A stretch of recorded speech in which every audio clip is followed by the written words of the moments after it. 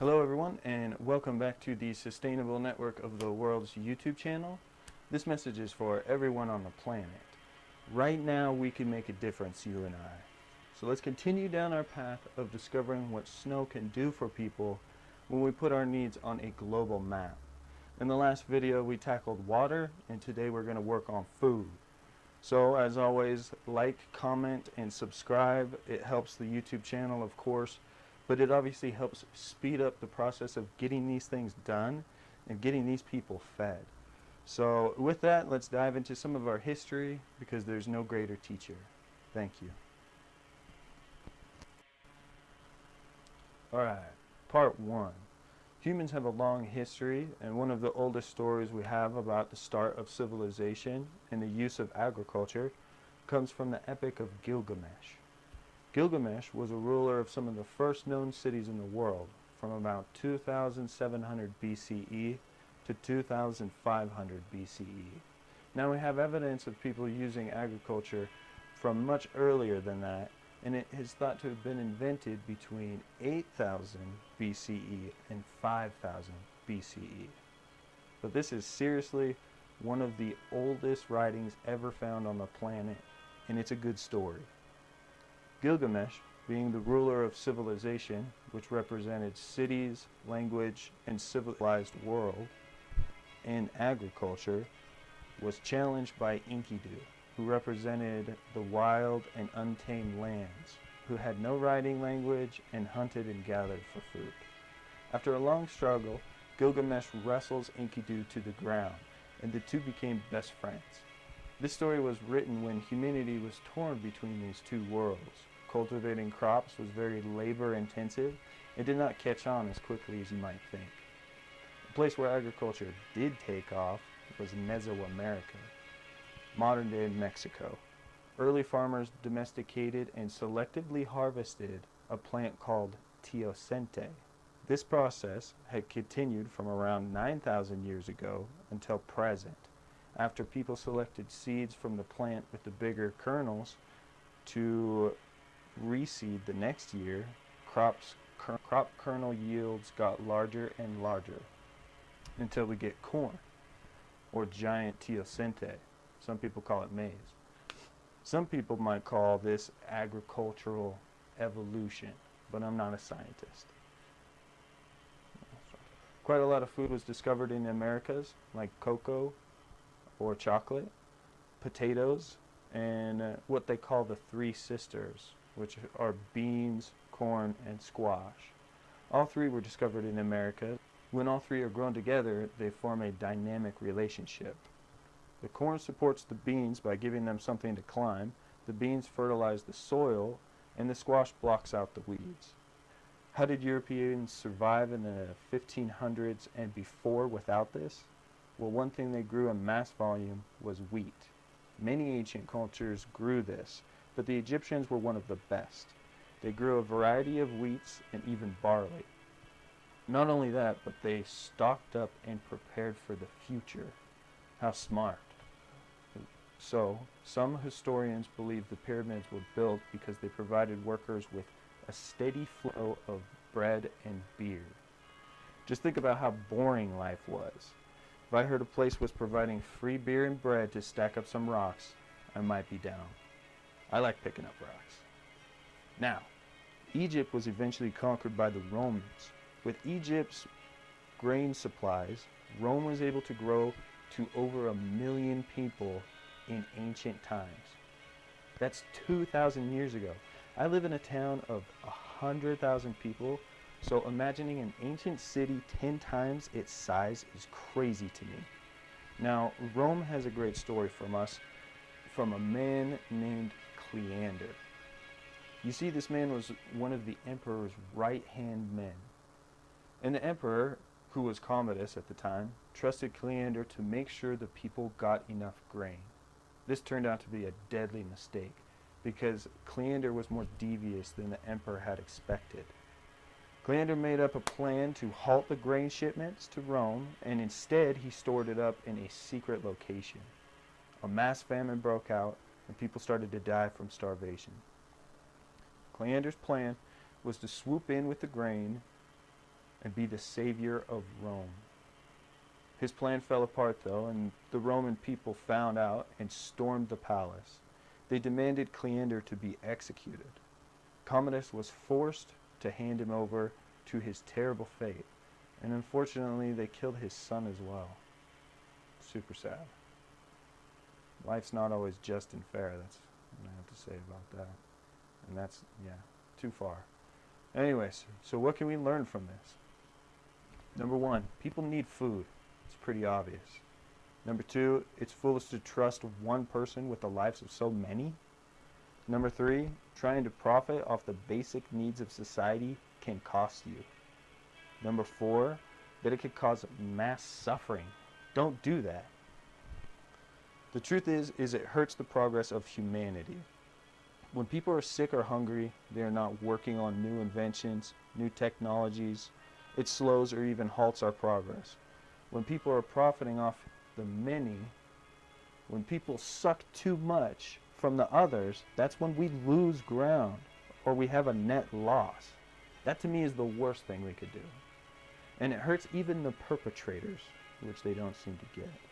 They're not understanding that when we are healthy, happy, and motivated, we produce way more luxury goods, more advancements in every category across the board.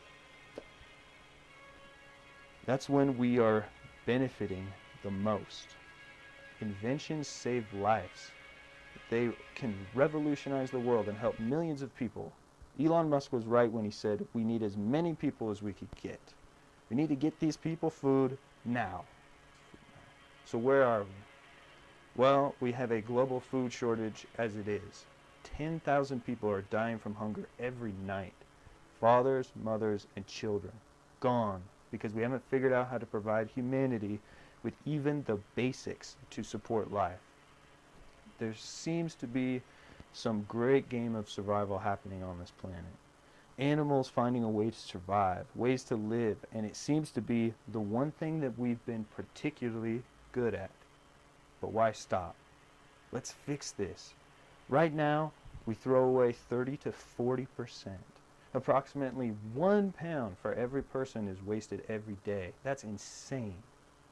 Right now, we have a chance to truly fix these problems. We all need essential things to survive in this world. Food is it's like number 2 on the list. You know, there's a list and that's like number 2.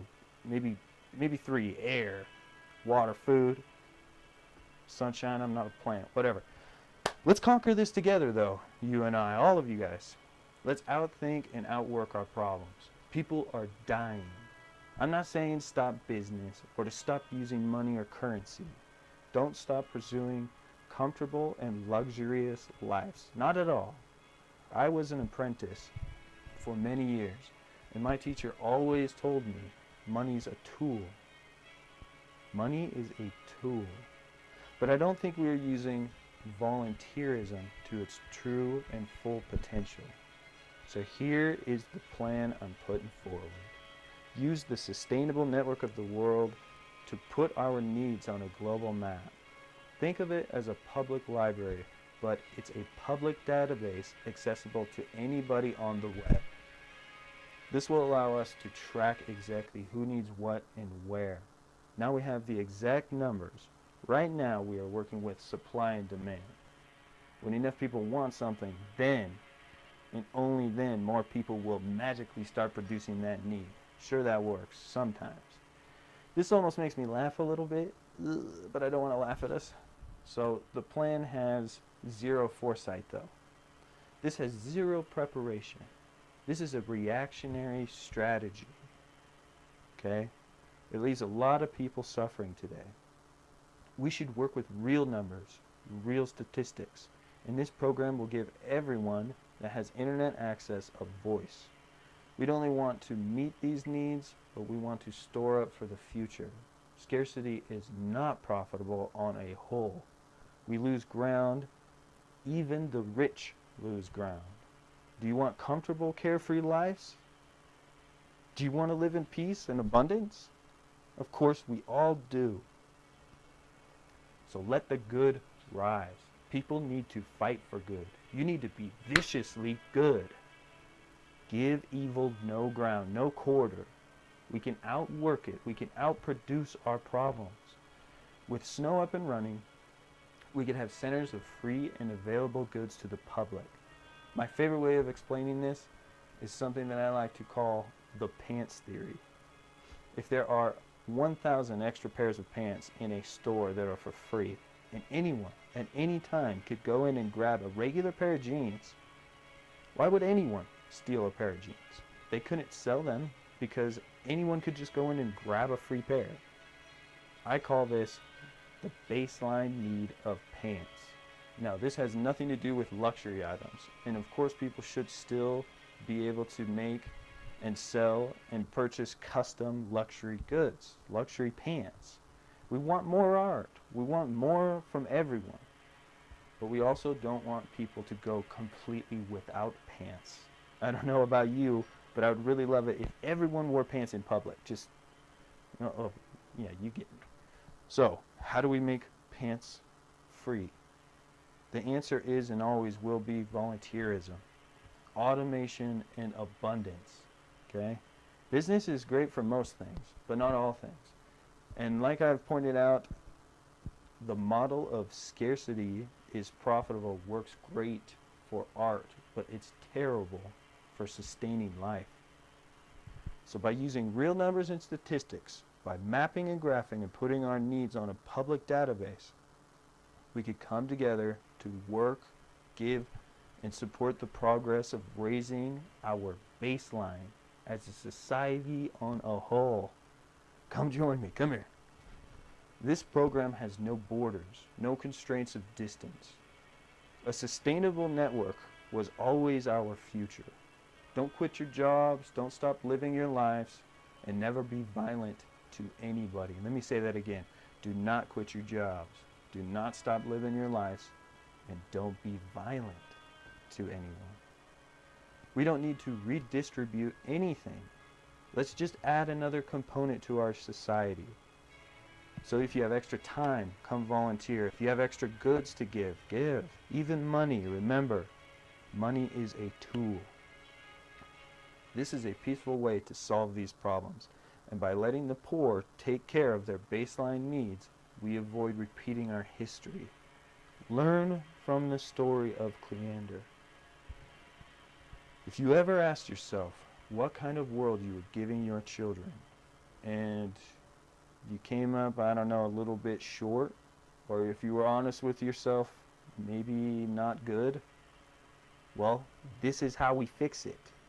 We don't want our children to worry about where their next meal is, or food at all. Sure, it's not going to get fixed overnight, but we could start here.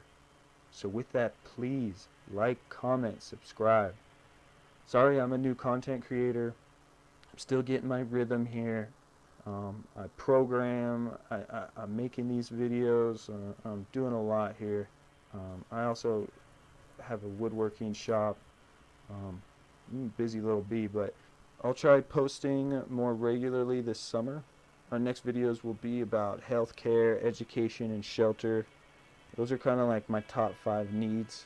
Is I feel like water, food, shelter, healthcare, education. And let's see here. I'll do a video on the sustainable network of the world itself, giving you a more in-depth look at the program. Just really quick, I'm giving this idea and this entire project to the public, as it should be 100% public.